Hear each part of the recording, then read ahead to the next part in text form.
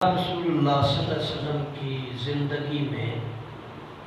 مزاح بھی تھا، مزاح خوشی، اور آپ صلی اللہ علیہ وسلم کی زندگی میں غم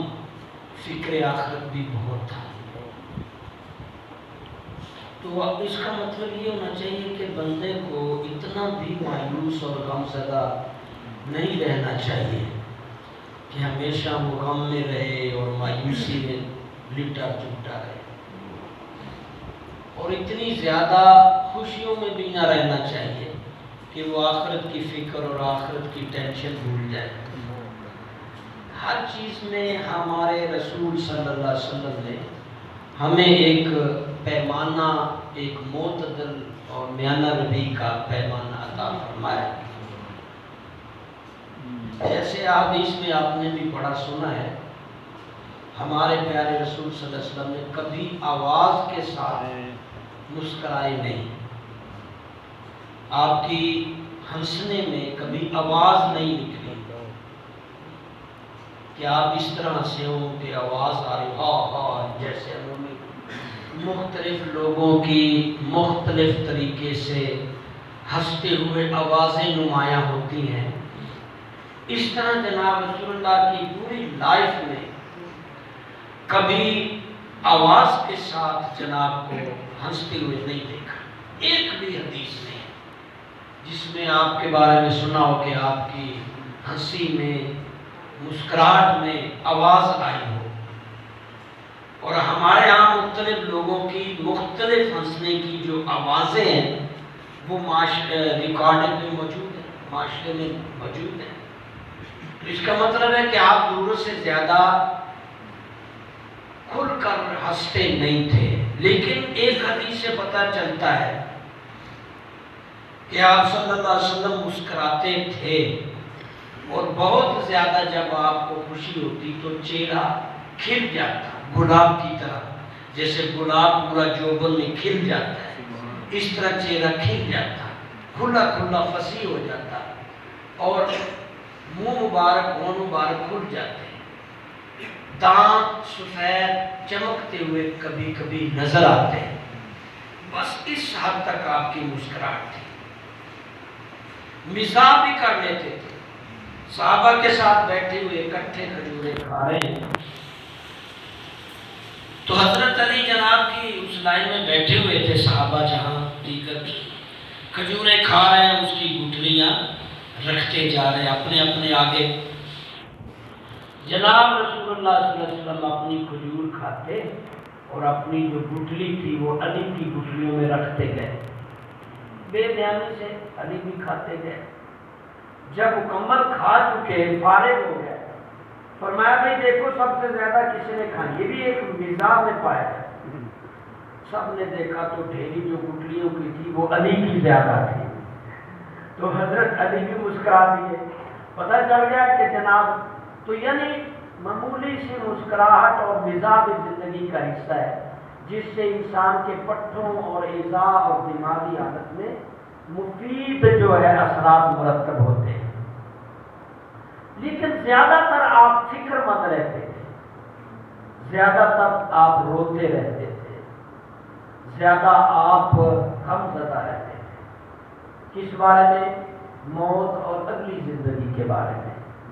جو کہ ہم نے وہ بہت نایاب ہوتی جا رہی ہیں، وہ فکریں، وہ باتیں جو جناب رسول اللہ نے زیادہ مقدار میں جو احادیث، جو انداز، جو فکر ہمیں دیا، وہ ہم اس کو بھلاتے جا رہے ہیں۔ فکر آخرت میں بہت زیادہ آپ کی حدیث ہے، آخرت کے بارے میں آپ کی جو فکر تھی وہ بہت، آپ نے وہ بھی حدیثوں رکھی ہے کہ جناب رسول اللہ صلی اللہ علیہ وسلم صحابہ میں فرما رہے ہیں بھئی موت کتنی دور ہے، کب موت آئے گی، تمہارا کیا گمان ہے؟ اب ان کی صحابہ کی سوچ اور اپنی فکر ان کے اندر منتقل فرمانے کے لیے جو آپ نے انداز اپنایا، بھائی تم بتاؤ کتنی دیر تک تمہیں موت آ سکتی ہے، ممکن ہے کب موت آ سکتی ہے؟ ایک نے کہا جناب اللہ کے نبی ابھی نماز پڑھی ہے، معلوم نہیں اگلی نماز پڑھ پائیں گے کہ نہیں۔ پھر دوسرے سے مخاطب ہوئے، تم بتاؤ جناب ابھی آئے ہیں، پتہ نہیں گھر جا پائیں گے کہ نہیں۔ اس طرح مختلف صحابہ سے فکر آخرت اور موت کی تیاری کی طرف ترغیب دلانے کا جو انداز تھا اس کو آپ بیان فرما رہے ہیں۔ کچھ صحابہ کے رائے دینے کے بعد آپ کھڑے ہو گئے اور کھڑے ہو کر دونوں پاؤں پہ آپ کھڑے ہیں، ایک پاؤں آپ نے زمین سے اٹھایا، آگے چلنے کے لیے بڑھایا، جیسے بندہ ایک پاؤں زمین پہ اور دوسرا پاؤں آگے بڑھا کر چلتا ہے، پھر وہ آگے پھر وہ آگے، یہ ہم دو ٹانگوں والے دو پہیے ہمارے۔ جناب نے ایک پاؤں زمین سے آگے رکھنے کے لیے بڑھایا، لیکن زمین سے کچھ فاصلے پر پاؤں کو معلق کر دیا، زمین پر نہیں رکھا۔ ایک پاؤں پہ وزن ہے، دوسرا پاؤں زمین پر رکھنا چاہ رہے ہیں، مگر وہ پاؤں زمین سے کچھ فاصلے پر معلق رکھا۔ فرمایا میرے صحابہ تم نے لمبی لمبی زندگی کی آسیں امیدیں لگا لی ہیں، تم نے لمبی لمبی سوچیں گمان کر لی ہیں موت کے بارے میں، میں محمد صلی اللہ علیہ وسلم کو اتنا معلوم نہیں کہ یہ پاؤں زمین پر رکھ پاؤں گا یا پہلے فوت ہو جاؤں گا۔ اور آپ اکثر فکر آخرت میں اب یہ دیکھیں نا حدیث میں وہ جس نے جنت دوزخ بنا، قارون کا خزانہ مشہور ہے، آمان بڑے بڑے نام گزر، جنت دوزخ بنائی اس نے، 125 سال 125 سال جنت بنتی رہی دنیا میں، اور ساری دنیا کا سونا چاندی جواہرات جو قیمتی پتھر اور درخت قیمتی پودے پھل پھول سب وہاں جمع ہے، اور دنیا بھر کے کاریگر ٹاپ کے انجینئر دماغ اور ہنرمند جمع کیے، 2.5 لاکھ قریب وہاں ہنرمند کام کر رہے تھے، 2.5 لاکھ بندے انجینئر کام کرنے والے، 24 گھنٹے متواتر کام ہو رہا ہے، 125 سال لگ گئے جنت تیار ہو گئی۔ بادشاہ کو پیغام ملا کہ آئیے دیکھیے، جب وہ پہنچا جنت کے گیٹ کے اندر انٹرس ہوا تو اسرائیل آ گئے، چل بھائی لینے آیا۔ اس نے جب موت کے فرشتے کو دیکھا، یہ تو آپ کو معلوم ہے کہ مرنے والا ہی موت کے فرشتے دیکھ سکتا ہے، ساتھ بیٹھے ہوئے لوگوں کو نظر نہیں آتے، یہ نظام قدرت ہے۔ اس کو نظر آ رہے ہیں اترتے ہوئے کہ یہ میرے لیے آ رہے ہیں، اور اس کی چھٹی یہ سوچ بتا رہی ہے کہ میں اب نہیں بچوں گا، یہ میرے لیے آ رہے ہیں، میں اب جانے لگا۔ لیکن ساتھ بیٹھے ہوئے ماما بھائی چاچا بیٹا باپ دوست کسی کو کچھ معلوم نہیں، لیکن مرنے والا گرم گرم آنسو نکال کر گار کی طرف دھکیل رہا ہے، آنکھیں پھٹی ہوئی ہیں، منہ کھلا ہوا ہے، خاموش ہے، سانس چل رہی ہے مگر جسم سکتے میں ہے۔ اس کنڈیشن کو وہی سمجھ سکتا ہے جو مر رہا ہے۔ دوسرے بلا رہے ہیں تیرے پاس کونے نو پچھانا ماما چاچا ہے بچہ ہے، وہ درد کتنے ہو رہی ہے، شاید یہ رو رہا ہے کتنے، مگر یہ بول نہیں سکتا، اس کی ٹک ٹکی جو ہے فرشتوں کے ساتھ جڑ گئی ہے، اس کو فرشتے نظر آ گئے۔ اب وہ بھی جس نے 125 سال میں جنت تیار کی اور لاکھوں مزدور اور اتنا کچھ، پتہ نہیں کیا اس کے اندر سوچ اور پلان ہوگا اور کیا خواہشیں ہوں گی۔ گیٹ انٹر ہوتا ہے، اسرائیل نے کہا چل بھائی لینے آیا ہوں۔ اس نے کہا موت کو دینے والے فرشتے مجھے چند لمحے چند منٹ دے دے، میں یوں ہی گھوڑے پہ جنت کا چکر لگا لوں، بس 125 سال میں نے انتظار کیا جنت کو بنانے میں، رات دن میں نے اپنی پلان اور سوچے صلاحیتیں، لاکھوں کاریگر سارا جوارا، صرف ایک چکر نو ابھی کے ابھی میں نے تمہیں لے کے جانا ہے۔ اس نے کمکوانے لگے، اچھا موت کے فرشتے مجھے ذرا گھوڑے سے اترنے دیتے، میں نیچے اتر کے لیٹ جاتا ہوں، نو یہ صرف انبیاء کو اعزاز ملتا ہے، تمہیں نہیں، نو۔ اب وہ نا جلدی سے کانپتے ہوئے گھوڑے سے نیچے سے اترنے کی کوشش کر رہا ہے، اس پوزیشن میں ہے کہ نہ وہ گھوڑے پہ بیٹھا ہوا ہے نہ وہ زمین پر اتر سکا ہے، سینٹر میں ہے۔ اس نے کہا اب بھی کہ ابھی روح نکال، اس نے کہا یہ واپس گھوڑے پہ بیٹھنے دیں یا زمین پہ مجھے نہ وہ گھوڑے پہ تھا نہ وہ زمین پہ تھا، ایک رکاب میں پاؤں پھنسا ہوا تھا اور ایک زمین کی طرف بڑھ رہا تھا، مر گیا، گھوڑا بھاگ پڑا اور لاش گھسیٹی جا رہی تھی۔ بھائی موت کے بارے میں جناب بہت فکر کیا کرتے تھے اور آخرت کی فکر، ساری رات عبادت کر کے اپنی امت کی فکر کرتے ہیں۔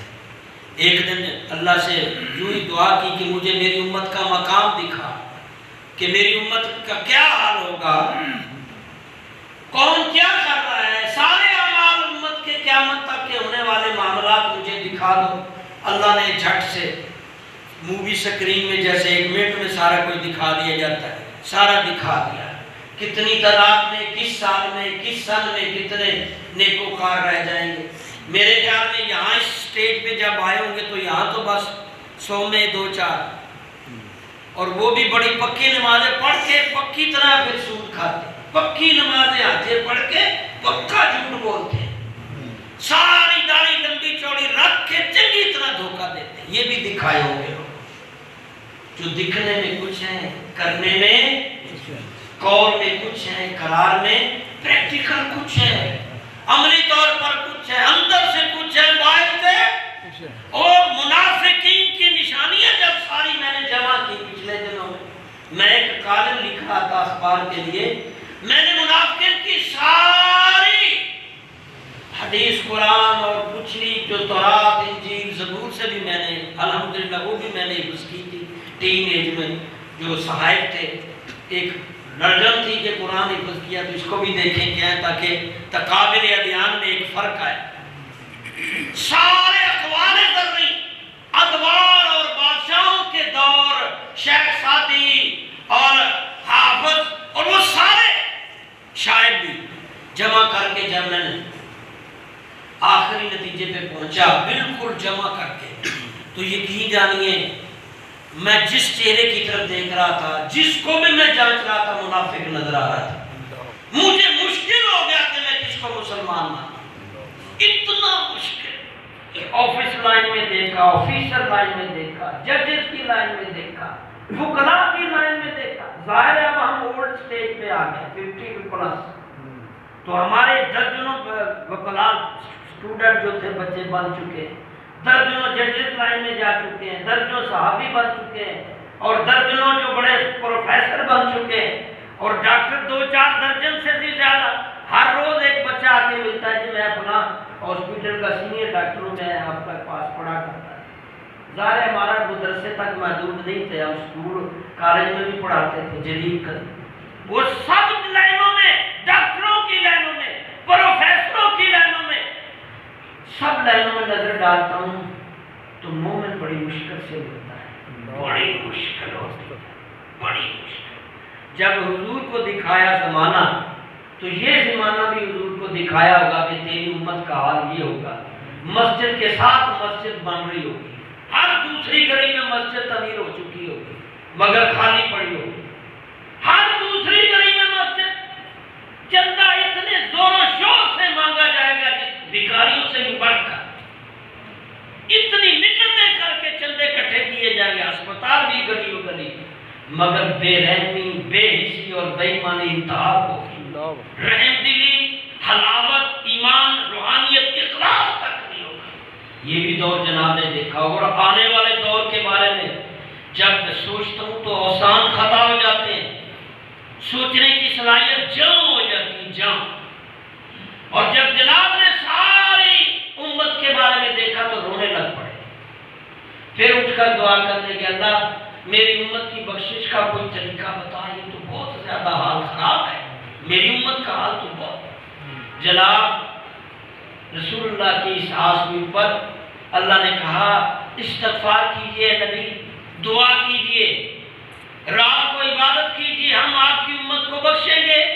پھر جناب رات کو کیا جاگنے لگے کہ پوری رات کھڑے عبادت کرتے رہے، لمبے رکوع، لمبے سجود، لمبی دعائیں، گڑ گڑا رہے، اتنا دعائیں اور اتنی مناجات ترس آیا اور سورۃ مزمل نازل فرمائی، اے نبی تھوڑی دیر بس چاہیے، آپ پریشان نہ ہوئیے، میں آپ کی امت کی بخشش کی راہ نکال دوں گا۔ اور پھر اتنی انعامات دیے، چھوٹی چھوٹی نیکیوں کے عوض مومنین کو بخشش کی راہ دی۔ تو آپ کی لائف میں زیادہ فکر کی جو باتیں تھی وہ آخرت کی تھی، جو ہم نہیں اس کو فالو کر رہے۔ ہماری لائف میں بھی یہ چیز ہو، اس دنیا کی پلاننگ اور ضروریات تھوڑی، اس کے لیے تھوڑا ٹائم، تھوڑی سوچ، اور آخرت کی پلان اور فکر کو زیادہ ہے۔ میں ایسے 3 بھائیوں کو بھی جانتا ہوں جنہوں نے پوری طرح جب دین سمجھ لیا تو وہ ایک چھوٹی سی فیکٹری بنا کر 2 بھائی، ایک بھائی تبلیغ پہ چلا جاتا ہے، دوسرا بھائی دین کے لیے چلا جاتا ہے، سیکھنے سکھانے ایک کام کر رہا ہے، تینوں میں سے ایک کام کر رہا ہے، دوسرا چلا جاتا ہے، یعنی ہفتے میں 1 دن دیتا ہے، باقی سارا دن اللہ کی راہ میں دے رہا ہے۔ تو سمجھدار جو ہیں وہ آخرت کی فکر کو فراموش نہیں کرتے، جہاں بھی، جیسے بھی، جتنا بھی ہو سکے، جہاں بھی آپ کھڑے ہیں، جو بھی آپ کر رہے ہیں، آخرت کو مد نظر رکھیے۔ یہ دنیا انتہائی مختصر ہے، پانی کا بلبلہ ہے، پانی کا۔ مجھے یاد ہے بہت سے بچے پیدا ہوئے تو میں نے اذان دی تھی کان میں، ان بچوں کی بھی میں لسٹ بناؤں گا، مجھے وقت اللہ دے گا ضرور اگر زندگی ہوئی۔ ان بچوں کے کانوں میں اذان پڑی تھی مجھے یاد ہے، پھر وہ بچے بڑے ہوئے، پارا پڑھنے آتے تھے، پڑھایا یاد ہے، سکول لیول، کالج لیول میں پڑھایا یاد ہے، پھر ان کا نکاح بھی پڑھایا یاد ہے، فوراً کچھ عرصے میں جنازہ پڑھایا وہ بھی یاد ہے۔ 2 درجن تو اسی قبرستان میں مدفون ہے۔ تو بھائیوں نہیں بچنا، پانی کا بلبلہ، یہ سب کچھ تو یہاں جو بھی کرنا ہے اللہ کے لیے کیجیے، آخرت کی تیاری کیجیے، آخرت کی فکر رکھیے۔ اللہ ہم سب کو